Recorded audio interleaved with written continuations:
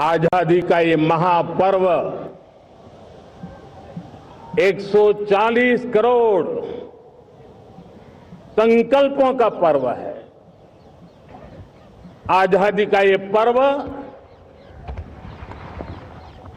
सामूहिक सिद्धियों का गौरव का पल है। हर हृदय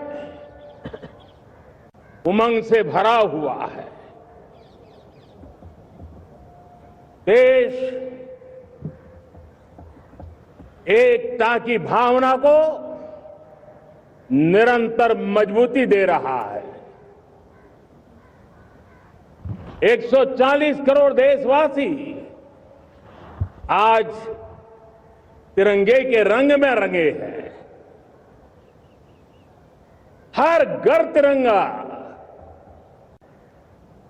भारत के हर कोने से,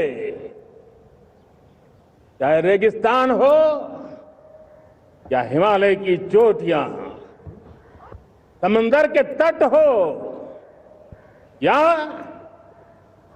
घनी आबादी वाले क्षेत्र, हर तरफ से एक ही गुंज है, एक ही जयकारा है। हमारी प्राण से भी प्यारी मातृभूमि का जयगान है।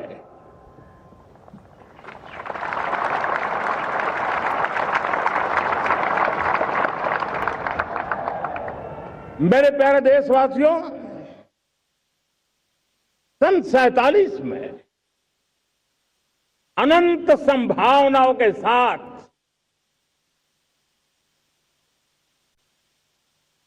कोटि कोटि भुजाओं के सामर्थ्य के साथ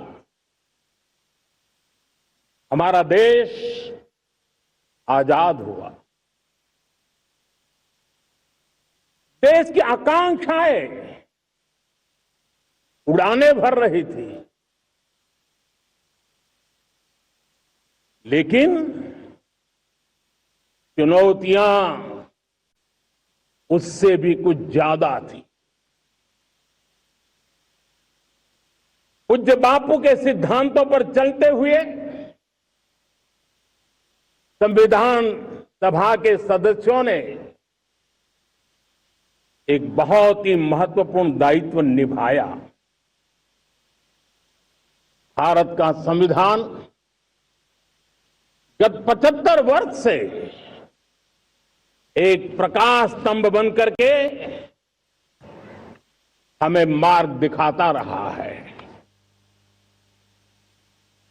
भारत के संविधान निर्माता अनेक विद महापुरुष डॉक्टर राजेंद्र प्रसाद, बाबा साहब आंबेडकर, पंडित नेहरू, सरदार वल्लभ भाई पटेल, डॉक्टर सर्वपल्ली राधाकृष्णन जी, इतना ही नहीं, हमारी नारी शक्ति का भी योगदान कम नहीं था। हंसा मेहता जी, दाक्षायणी, वेलायुधन जैसी विदुषियों ने भी भारत के संविधान को सशक्त करने में अपनी भूमिका निभाई थी। आज लाल किले की प्राचीर से देश का मार्गदर्शन करने वाले, देश को दिशा देने वाला संविधान के निर्माताओं को आदरपूर्वक नमन करता हूं।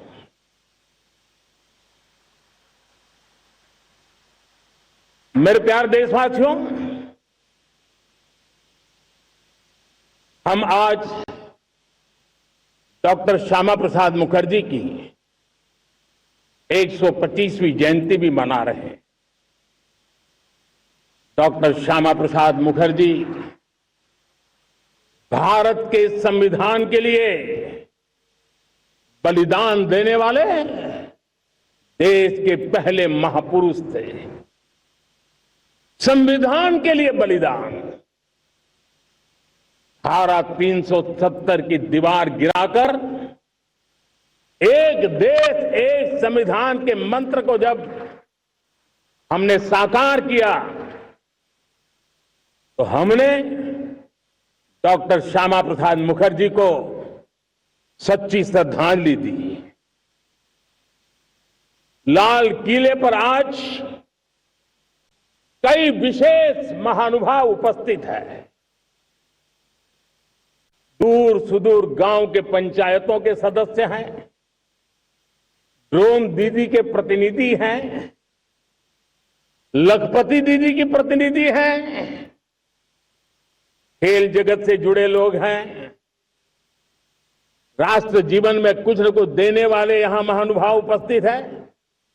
एक प्रकार से यहां मेरी आंखों के सामने मैं लघु भारत के दर्शन कर रहा हूं और टेक्नोलॉजी के माध्यम से विशाल भारत के साथ भी आज लाल किला जुड़ा हुआ है।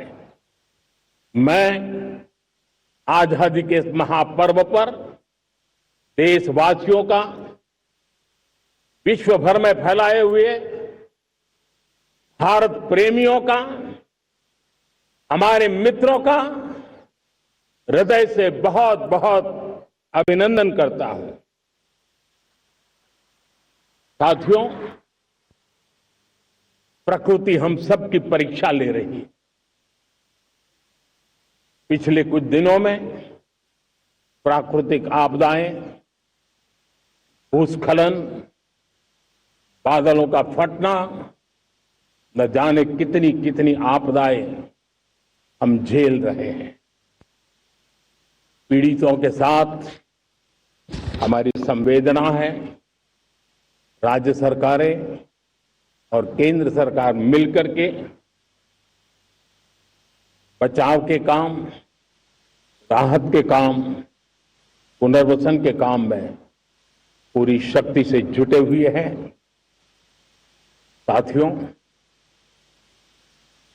आज 15 अगस्त का एक विशेष महत्व भी मैं देख रहा। मुझे बहुत गर्व हो रहा है कि आज मुझे लाल किले की प्राचीर से ऑपरेशन सिंदूर के वीर जाबाजों को सैल्यूट करने का अवसर मिला है।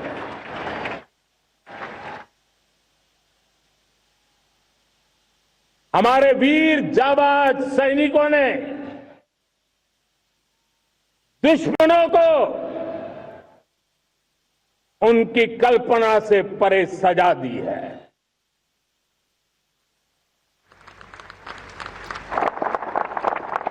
और इस अपील को पहलगाम में सीमा पार से आतंकियों ने आकर के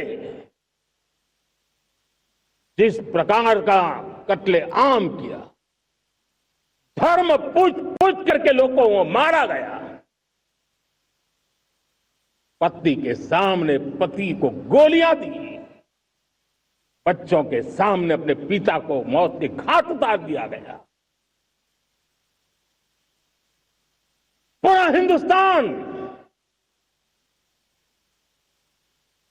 आक्रोश से भरा हुआ था। पूरा विश्व भी इस प्रकार से संहार से चौंक गया था। मेरे प्यारे देशवासियों, ऑपरेशन सिंदूर उसी आक्रोश की अभिव्यक्ति है।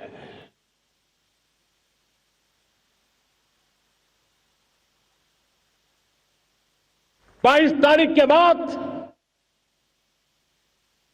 हमने हमारे सेना को खुली छूट दे दी। रणनीति वो तय करे, लक्ष्य वो तय करे,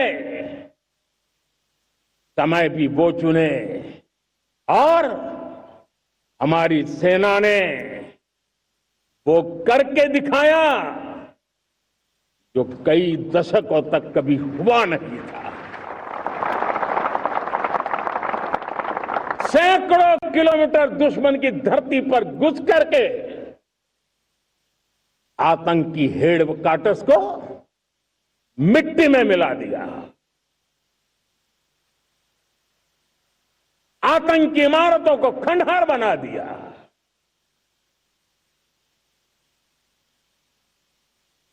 पाकिस्तान की नींद अभी भी उड़ी हुई है।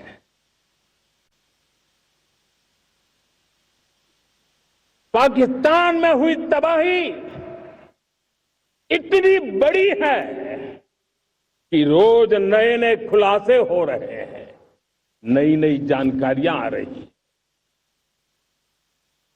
मेरे प्यारे देशवासियों,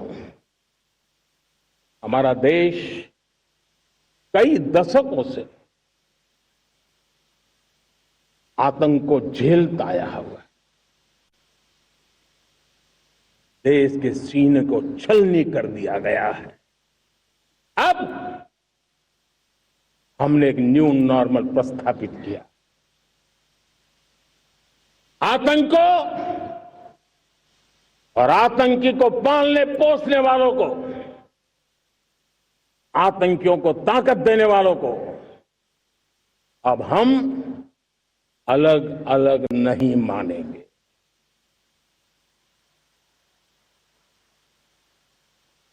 वो मानवता के समान दुश्मन है, उनके बीच कोई फर्क नहीं है। अब भारत ने तय कर लिया है कि न्यूक्लियर की धमकियों को अब हम सहने वाले नहीं हैं। न्यूक्लियर ब्लैकमेल लंबे अरसे से चलाया, अब वो ब्लैकमेल पर सेना जो तौर तरीके तय करे उस तौर तरीके से, सेना जो लक्ष्य तय करे उस लक्ष्य को अब हम अमल में ला करके रहने वाले हैं। हम मुंह तोड़ जवाब देंगे।